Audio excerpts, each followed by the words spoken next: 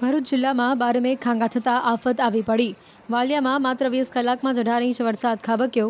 સોમવાર સાંજે 4 વાગ્યાથી વરસાદે એવો કહેર વર્તાવ્યો કે સર્વત્ર જળપ્રલય જેવા દ્રશ્યો જોવા મળ્યા. ટોકરી નદીના પાણી સેવડ ગામમાં ઘૂસી ગયા. 5 ગામને જોડતો માર્ગ પાણીમાં ગરકાવ થઈ ગયો.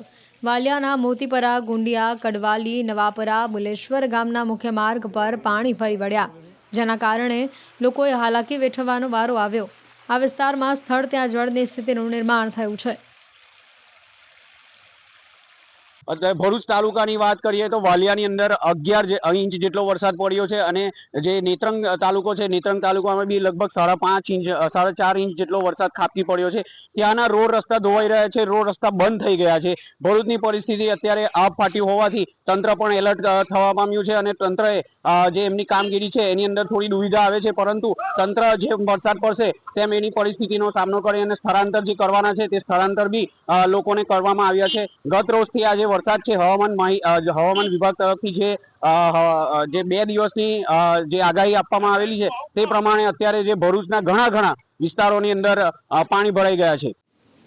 ભરૂચમાં પણ સોમવારે સાંજથી વરસાદે તારાજી સર્જી દીધી છે.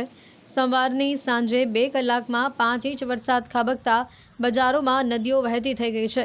શહેરની શ્રવણ ચોકડીની 40 સોસાયટીમાં પાણી ઘૂસી જતા સ્થાનિકો મુશ્કેલીમાં મુકાયા છે.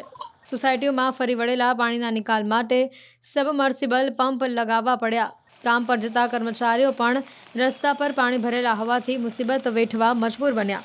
સ્થાનિકોનો આરોપ છે કે સોસાયટીઓની આસપાસના રોડ 3-3 ફૂટ ઊંચા કરી દેવાયા છે અને એના જ કારણે અહીંયા પાણી ભરાઈ રહ્યા છે.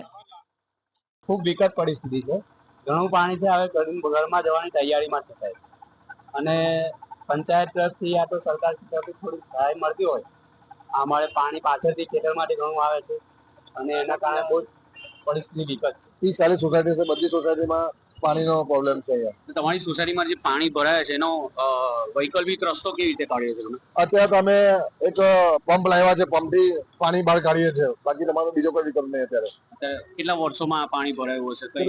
ના, વર્ષે તો ભરાય જ છે. આ વર્ષે સૌથી વધારે પાણી અમારું સોસાયટીમાં ભરાયા છે. આના કરતા બી વધારે વરસાદ પડતો હતો ત્યારે બી આટલું પાણી નહોતું ભરાતું. અમારે આજુબાજુ વિસ્તારમાં કેટલી સોસાયટીઓમાં અસર હશે? બધી જ સોસાયટીઓમાં કોઈ સોસાયટી બાકાત નથી આની અંદર. 30-40 સોસાયટી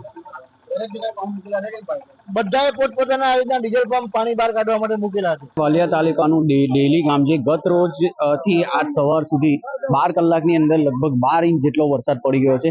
ડેલી ગામની અંદર ઠેરે ઠેર પાણી ભરાયા હતા. આપ જો દ્રશ્યો જોઈ રહ્યા છો કે જે કીમ નદી છે એ બંને કાંઠે વહેતી થઈ છે અને કીમ નદીની જે પરિસ્થિતિ છે બહુ ગંભીર છે. એ નદીના કારણે ગામની અંદર પાણી આવ્યા, ગામની અંદર ઘરોમાં બી પાણી ભરાઈ ચુક્યા હતા. અહીંના સ્થાનિકો સાથે વાત કરીશું. શું પરિસ્થિતિ હતી ગામમાં? પરિસ્થિતિ એવી છે કે અમારે શમશાન કઈ મહિના પડી ગયા તો અમારે બહુ આપતા તકલીફ છે. અચ્છા, બીજી એટલે ઘરની અંદર પાણી આવી ગયા? પાણી છે ને ગાડી, ઘરની ગાડી બી પાણી છે. શું પરિસ્થિતિ હતી ઘરની અંદર?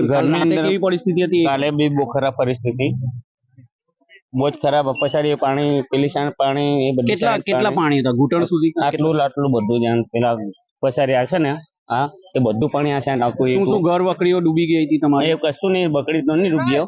એટલે બધા માણસો આ સાઈડ આવતા રહ્યા હતા.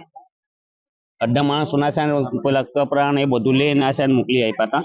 આપણે જોયું છે કે જે ઘર વકડીઓ ડૂબી હતી, અહીંના ઢોર ઢાંકરો જે બાંધેલા હતા એ ઊંચાણવાળા વિસ્તારમાં બાંધવાની જરૂર પડી છે. આપણે બીજા ઘણા સ્થાનિકો સાથે વાત કરીશું. કાકા, શું પરિસ્થિતિ હતી કાલ રાતે? શું બનાવ બન્યો? પાણી આવેલું છે, બહાર જવાની બહુ આપદા. આજુબાજુના કેટલા ગામોમાં પાણી ફરી વળ્યું હતું? હવે સાહેબ શું ખબર પડે. તમારા ત્યાં કેટલું પાણી હતું? પાણી તો અહીંયા હતું. પાણીનું સ્તર ખૂબ જ ઊંચું હતું અને ઘરોમાં બી પાણી ઘૂસી ગયા હતા. વાલિયા તાલુકાના ડેલી ગામ છે, ડેલી ગામના આજુબાજુના જે 8 ગામો છે, આગળ જતા રસ્તો એનો જે નાળું છે તે તૂટી ગયું છે. એનાથી અનેક ગામો સંપર્ક વિહોણો પણ બન્યા છે. હું ભાવિન પટેલ, ન્યૂઝ 18 ગુજરાતી, ભરૂચ.